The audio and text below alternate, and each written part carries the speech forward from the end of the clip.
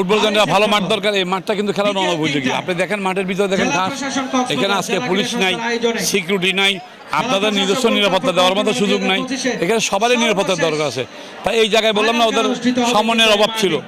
ডিএফের সভাপতি অনেকদিন ধরে এখানে নাই, পলাতক, যার কারণে ডিএফের কার্যক্রম স্থবির হয়ে গেছে। জেলা ক্রীড়া সংস্থা অ্যাডক কমিটির মাধ্যমে চলতেছে। যদি এটা জেলা প্রশাসক মহোদয় যদি সুষ্ঠু সুন্দরভাবে মিলেমিশে সবাইকে নিয়ে কাজ করে, আমার মনে কক্সবাজার দ্রুত আবার এগিয়ে যাবে। এই মাঠে অনেক খেলা চালিয়েছি আমি, অনেক দিন ধরে এই মাঠে খেলা চালিয়েছি আমি। ফিফা রেফারি সেই হিসাবে আমি অনেকদিন ছিলাম। আমি এখন বাফুর ম্যাচ কমিশনার হিসেবে এখানে দায়িত্বে আছি। আজকের এই খেলাটা বাফুফের আয়োজনে, এটা 16টা ভেন্যুতে একসাথে শুরু হয়েছে। জাতীয় ক্রীড়া পরিষদের উদ্যোগে বাফুফের ব্যবস্থাপনায় এই টুর্নামেন্ট। আপনি চিন্তা করতে পারবেন না যে একসাথে 16টা ভেন্যুতে খেলা চলছে একই টাইমে। এই এবং অন্যান্য জেলাচ্ছে কক্সবাজারে আলাদা উন্মাদনা আছে। তবে আমার মনে হয় যদি জেলা ক্রীড়া সংস্থা এবং জেলা ফুটবল পরিষদের সমন্বয় থাকতো, এখানে দর্শক সহ আরও অনেক আয়োজন হতো। তারপরেও আমি মনে করি এই নতুন খেলা সৃষ্টির লক্ষ্যে এটা বিশাল আয়োজন।